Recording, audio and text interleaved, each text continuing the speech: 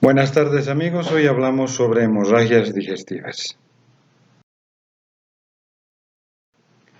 Se define la hemorragia digestiva como la extravasación de sangre en el interior del tubo digestivo y que puede alcanzar la luz, sea en el esófago o en el estómago, o también en el intestino delgado y colon. ¿Cuál es el límite anatómico que divide esta zona entre las altas y las bajas? Es el denominado ángulo de Treitz. Epidemiológicamente vemos que la hemorragia digestiva tiene una mortalidad que fluctúa entre el 5 y el 10% de los casos, y en menores de 60 años sin neoplasias es menor aún el porcentaje. Pero todo esto depende de factores clínicos independientes que señalan el riesgo de muerte en la hospitalización en hemorragias digestivas, recurrentes, principalmente la senectud, coexistencia de otras enfermedades y deterioro hemodinámico, taquicardia con hipotensión. En el 50% de los casos, la causa principal son las úlceras pépticas. Etiológicamente, o como las principales causas de las hemorragias digestivas, las altas principalmente, encontramos el síndrome de Myeloid-Weiss, el carcinoma gástrico, esofagitis, algunos tumores benignos, la hemofilia, etc. Las hemorragias digestivas altas se pueden dividir en una hemorragia varicial y no varicial. Las variciales son aquellas que se presentan en pacientes que tienen varices esófago-gástricas, principalmente si cursan con hipertensión arterial a causa de cirrosis hepática. También se producen las úlceras en la gastropatía por hipertensión portal y en las varices ectópicas. Estas tienen una gran mortalidad y el sangrado es muy alto y masivo. En cambio, en las no variciales, tenemos como causas la gastropatía erosiva hemorrágica, duodenitis, neoplasias hemovilias, fístulas, y siendo la úlcera péptica la causa más frecuente, principalmente la úlcera duodenal por encima de la úlcera gástrica. Y el agente causal común de las úlceras duodenales, como ustedes ya saben, es el Helicobacter pylori. Fisiopatológicamente podemos describir que una hemorragia digestiva alta y después en la baja, cuando la hemorragia es mayor a los 500 centímetros cúbicos, esto nos va a llevar a una hipovolemia, por lo tanto disminuirá el retorno venoso y la presión arterial, y se activan mecanismos compensadores como los receptores de volumen que son la angiotensina y renina y las catecolaminas, produciendo una vasoconstricción periférica para aumentar el reservorio esplácnico y mejorar el retorno venoso. Este líquido intersticial en la luz vascular, como es la sangre, va a presentar un aumento del peristaltismo, una pérdida de proteínas, a su vez van a aumentar la flora intestinal y el contenido de amoníaco y urea, y en pacientes que cursan con hepatopatías crónicas va a producir la llamada encefalopatía hepática. En cambio, en las hemorragias digestivas bajas, la hemorragia es mucho más rápida, disminuye el retorno venoso al gasto cardíaco y al corazón y también se activan los reflejos de vasoconstricción y aumento de la resistencia periférica. Pero esta hipotensión, que se presenta en el 20% más de los pacientes, cursará además con síncope, mareo, náuseas, sudación y si llega al shock, con taquicardia y pulso periférico frío y, por último, palidez sudorosa y en las mucosas una extremada palidez que se observa en los pacientes. ¿Cómo se clasifican entonces? Las hemorragias digestivas altas son aquellas que incluyen las hemorragias de esófago, estómago y la primera parte del intestino delgado, que es la del duodeno. Ya más allá del ángulo de Treitz encontramos que son hemorragias digestivas bajas y que incluyen el intestino delgado, el intestino grueso, recto y llano. Clínicamente, y que vamos a ver más adelante con mayor detalle, encontramos que en la alta se caracteriza por la presencia de hematemesis y melena, y en las bajas por la hematoquesia y la. Entonces, en las altas, siendo sus causas más comunes, en primer lugar, la úlcera péptica, después las varices gastroesofágicas, las esofagitis en un 13%, tumores, angiectasias, maloribais y la lesión de Delafoy, que es la de menor. Se caracterizan porque la hematemesis es la sangre que se vomita con y su contenido alimentario y que puede haber la presencia de coágulos. En cambio, la melena es nada más que una sangre digerida y donde las heces se presentan blandas, negras y brillantes, pastosas y a veces muy malolientes. Los vómitos posáceos, que son en bosa de café, son restos hemáticos oscuros que indican un sangrado que ha sido digerido por los ácidos gástricos y otros datos más que podrían existir. En la clasificación endoscópica se debe ver y descartar que sea una hemorragia varicial o no varicial, porque las variciales son las más mortales y las no variciales las más frecuentes. En las bajas, entre las causas, como ven ustedes ahí, pueden existir en el colon, como son el carcinoma, la colitis, algunas colitis infecciosas, la enfermedad de Crohn, en la presencia de divertículos, los diverticulosis, diverticulitis, en el recto, carcinomas, pólipos, proctitis, y en el canal anal podemos encontrar las hemorroides y fisuras anales. También como otras causas inflamatorias a causa de las radiaciones y el uso de antibióticos. Estas hemorragias bajas van a presentar rectorragia, que es una sangre viva en las heces, y la hematoquesia, que es nada más que heces fecales mezclada con restos de sangre y las melenas que ya hemos visto que son deposiciones negras abrillantadas. ¿Cómo realizar un diagnóstico? En primer lugar, ante todo paciente con una hemorragia digestiva, sea alta o baja, se debe hacer una valoración hemodinámica, clasificando estas si son leves cuando hay una disminución de la volemia menor al 10% del volumen sanguíneo. Se denominan moderadas cuando la pérdida es entre el 10 al 25% y esto en valores de centímetros cúbicos podría fluctuar entre los 500 y los 1250. Las graves, que además de tener una disminución que puede llegar al 35%, la pérdida de sangre fluctúa entre 1.250 centímetros cúbicos a los 1.750 y cursa con tensión arterial muy baja, menor a los 100 milímetros de mercurio, una frecuencia cardíaca elevada, más allá de los 100 latidos por minuto y se acompaña de vasoconstricción periférica evidente, inquietud, sed y sudoración.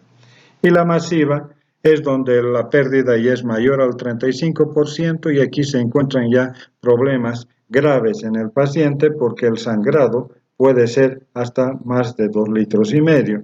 La presión arterial va a estar inaudible, la frecuencia cardíaca muy elevada, con latidos débiles y una intensa vasoconstricción y el paciente cursando con shock.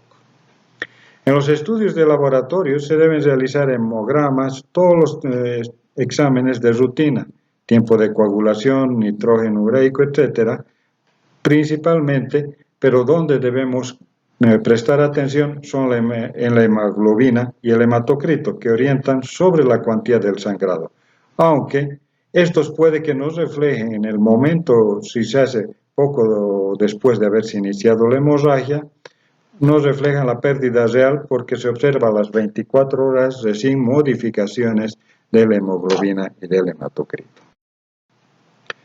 La endoscopía es un buen estudio de imagen que induce a estancias intrahospitalarias más cortas, los costos más bajos y reduce la necesidad de transfusión, porque sus variables que indican cuando estamos en presencia de una hemorragia grave es cuando se obtienen aspirados de sangre fresca por la sonda nasogástrica o coexiste una inestabilidad hemodinámica y una hemoglobina menor a 8 miligramos por decilitro.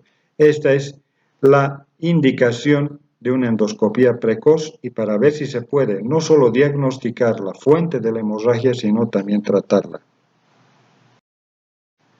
En la clasificación de Forrest, el sangrado puede ser activo, reciente y sin sangrado, que va del tipo 1A y B, que son sangrados en jet a chorro y en napa, y y tienen las probabilidades en jet achoso de que el resangrado sea un 90%. Luego, a medida que son 2A, 2B y 2C, se ve un vaso visible, un coágulo rojo o un fondo ulceroso hemático, y los que no presentan sangrado, que son en la categoría 3, tienen una lesión simple sin estigmas de sangrados recientes. Son las que menos posibilidades de resangrado tendrán en el futuro. En la escala de Roccal, que es otra de las escalas que se utiliza, tienen como variables la edad, el shock, la comorbilidad, el diagnóstico y la evidencia de sangrado, siendo una puntuación del 0 al 3. Cuanto mayor puntuación es cuando se presentan, además del sangrado, comorbilidades como la falla renal, la falla hepática o presencia de enfermedades muy agresivas como es el cáncer metastásico. La radiología solo tiene importancia como un método para descartar una perforación o un proceso obstructivo en las vísceras, principalmente cuando se hace una endoscopía alta, porque contraindicaría el uso de la endoscopía al estar un estómago perforado. Ahí la indicación sería la siguiente. La ecografía Doppler es de mucha utilidad en el reconocimiento de la anatomía venosa portal en pacientes con hipertensión portal y nos podemos encontrar dilatación del eje esplenoportal, fenómenos trombóticos o vasos colaterales. La colonoscopía, otro estudio de mucha importancia, está indicada en todos los pacientes tras la estabilización hemodinámica de un paciente y la colonoscopía debe ser precoz, lo cual permite mejorar el rendimiento diagnóstico y acorta la estancia hospitalaria. ¿Cómo tratar entonces? Primero, reanimar con cristaloides y estabilizarlo hemodinámicamente. Monitorizar constantes como son los signos vitales, presión arterial, frecuencia cardíaca y diuresis horaria, colocar vías venosas centrales y periféricas, dar oxigenoterapia y colocar una sonda nasogástrica y hacer lavados con agua corriente cuando la hemorragia es alta. También, además de reponer la volemia, se debe tratar el principal objetivo es de mantener una tensión arterial por encima de los 100 milímetros de mercurio y una frecuencia cardíaca por debajo de 100.